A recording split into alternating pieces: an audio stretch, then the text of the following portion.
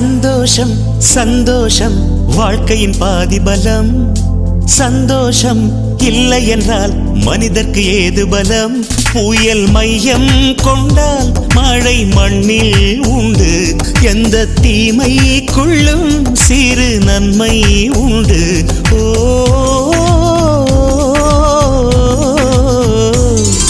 சந்தோஷம் சந்தோஷம் வாழ்க்கையின் பாதிபலம். சந்தோஷம் இல்லை என்றால் மனிதர்க்கு ஏது பலம்? புயல் மையம் கொண்ட